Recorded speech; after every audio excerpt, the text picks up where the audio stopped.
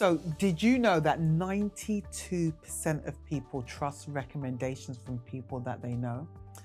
And that is basically over any form of recommendation. Do you know how powerful that is?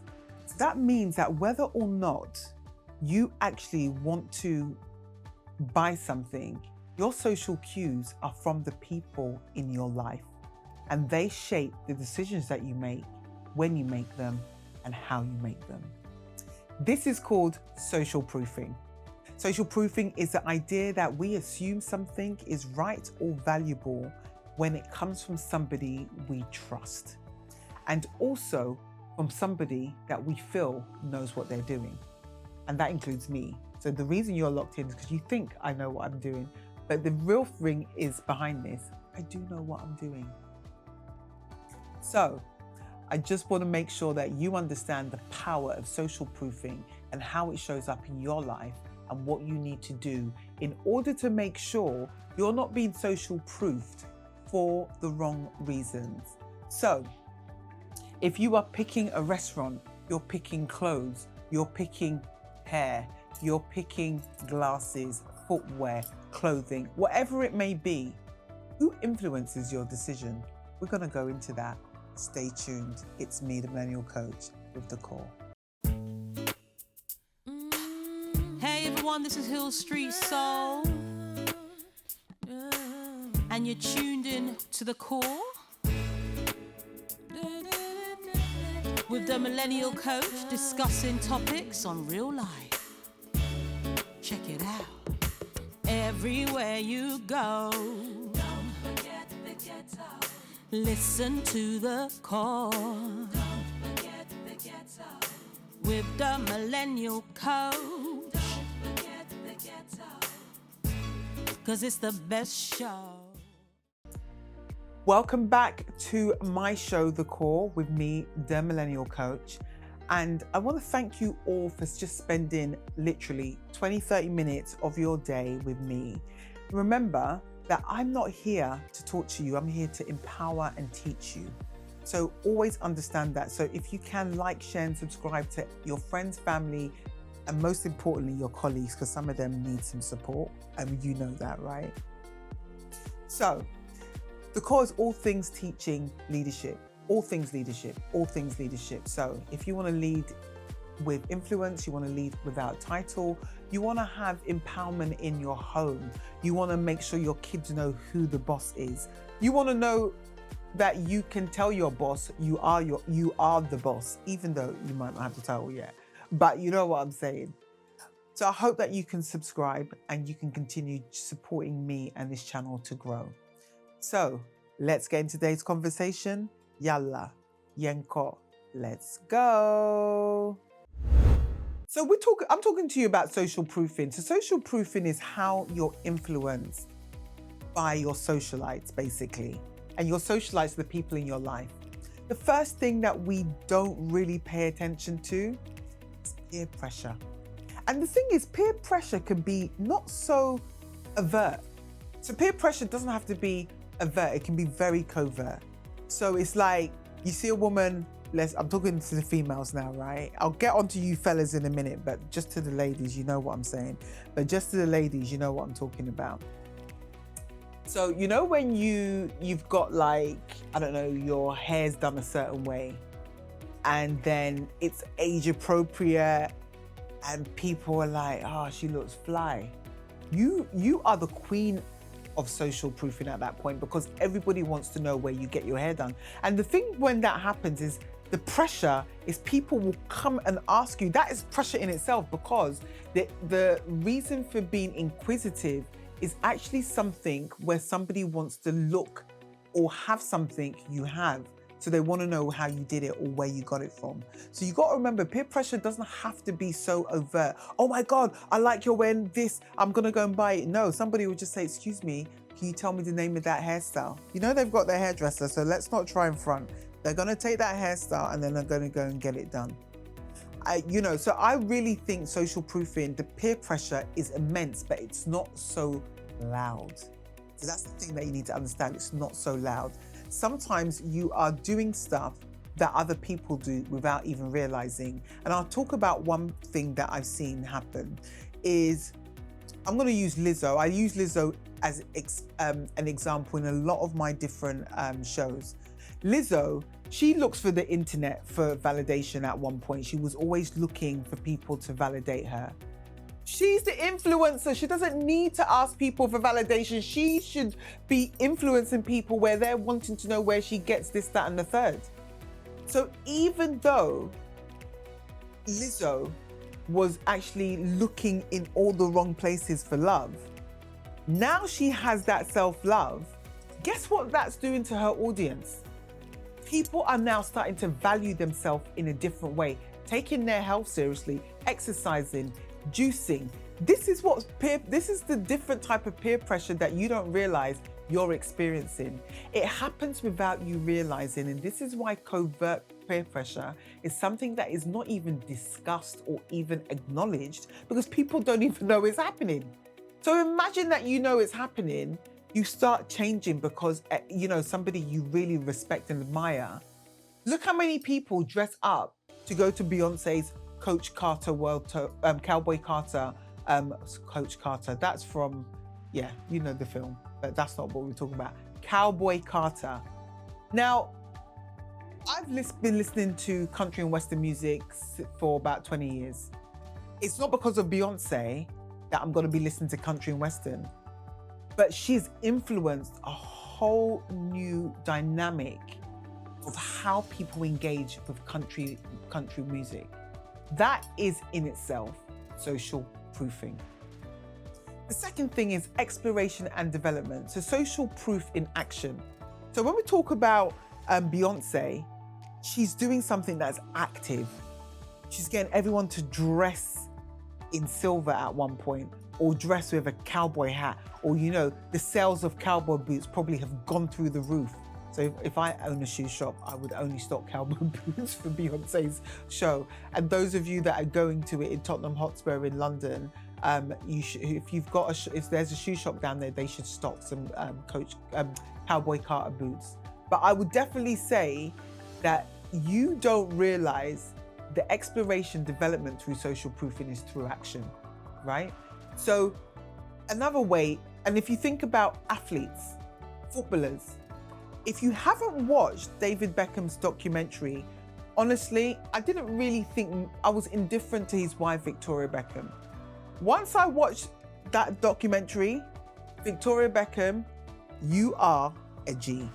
She is amazing. Like, she's the wife most men should have, right? Apart from me, but she's the wife most men should have, right? But this guy, when he went to play in, I can't even remember, I think it was in Spain or Italy. Forgive me to all the football fans, don't come for me because I don't really know who Beckham really played for. But he played somewhere with Ronaldo and all these other international stars. He said that he did something and he just slid across the football field and everyone moved out of his way. What he learned of being the best is no one's gonna stand in your way when you're being trash. But when you are being great, you have to step up and you have to deliver in a way that everybody else is delivering, but you can't falter. And he said that leveled him up in a way that he had never ever seen football before. Social proofing also happens when you're in a group. So if you're with a group, I keep saying being the poorest person in a room is the best experience, because if you're in a group with rich people, guess what's going to happen? You are going to become successful, especially if you take action. The things they're doing, if you're investing, they invest. If they invest, you invest. If they start going to certain events, you start going to certain events. And what that does is elevate your human capital. So when we're talking about positive social proofing, it's not negative in the way that you're doing dumb stuff. Social proofing has such positivity when you're around great people, masterminds, people that really make you level up in ways you didn't even think was possible. Not even just for you, but once you level up, guess what happens to the people underneath you? They also rise to the occasion. But let's be real, you can't take everyone with you because not everyone understands the game. And that is what's going to happen when you do stuff, right? Not everybody is going to understand the action that needs to be taken. And also, not everybody has the capacity or capability to do the action. So that's what we also need to understand. You can't take everyone on your journey with you. The next bit about social proofing is the negative social proofing. So I'm going to use the thing that I talk about all the time. When these young boys are in tracksuits, I call it the uniform, or some fit guy that I dated called it the uniform, right? He was fit, like, trust me, he was fit. But so negative social proofing, when you're wearing that uniform, you're more likely to get stopped by the police, to be assumed you've got a machete on you. And some people have a machete, or, you know, when you've got your trousers all the way on your rear end, what people don't understand, let me tell you where that originates from. You see, in prison, when men wore their trousers halfway down their derriere, it meant that you were available for sex with other men in jail. And the thing that people like to do is, yeah, we're going to try and turn the meaning into something positive. It still doesn't look positive when you're doing it. So if you're dressed in a tracksuit and all that, I really don't have much hope for your life. Like, that's just social proofing. That's a negative side of social proofing. If I see a group of young boys wearing tracksuits, irrespective of their race, I'm just gonna sidestep them or walk through them like I'm a militant. Do you get what I'm saying? Like, let's go.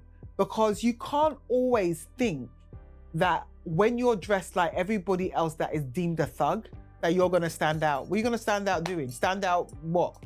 With knife wounds? How are you gonna stand out? So this is the dumb stuff that I think when we're talking about negative social proofing, you're leveling down, you're going to the gutter, right?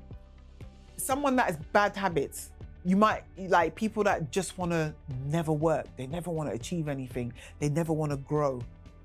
Those type of people, they're all going to be losers. Now, one of the things that we always do is, oh, you're shaming someone. Yes, you should be embarrassed that you don't have any goals or ambition. You should actually slap yourself. If you could do that, you'll do all of us a favor, even me. That type of negative social proofing, people that have no get up and go. You can't even cook for yourself. Everything you eat is in tins. You don't want to work out, you're overweight, you're sick, you're always getting doctors for medicine. You know what? Your food is your medicine. So when you start hanging out with people that have healthy food habits, your food habits improve. People that don't challenge themselves, people you want to hang out, this is negative social proof, people that don't read. That makes my skin boil. Because it tells me that you don't have anything of substance to actually contribute to a conversation, because you don't understand historical facts. And when people just want to use just only YouTube, again, I don't really know how to, Kobe Bryant said something, and this is what I'm trying to get to. This is the bit I'm trying to get to, so stick with me, okay? Stick with me. This is the bit I'm trying to get to. So he says that, I don't understand lazy people. I don't even want to be around them. I don't like them. I can relate. And I'll give you, and the thing is, I was on a program recently, and there were some women there. And I thought to myself, I'm embarrassed for you, and I'll tell you why. And this is where I don't get involved in this negative social proofing. So about 4 of them had children.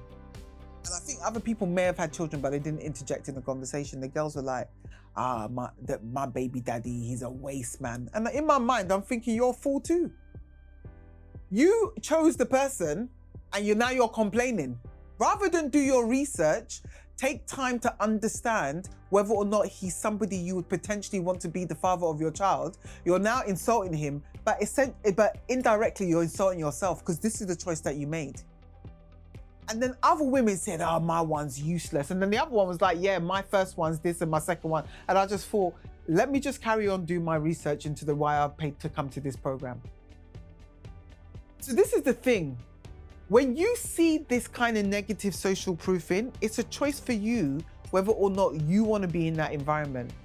My personal recommendation is to exit stage left. You know, that's my common term. So I want you to pay attention to what social proofing feels like and looks like.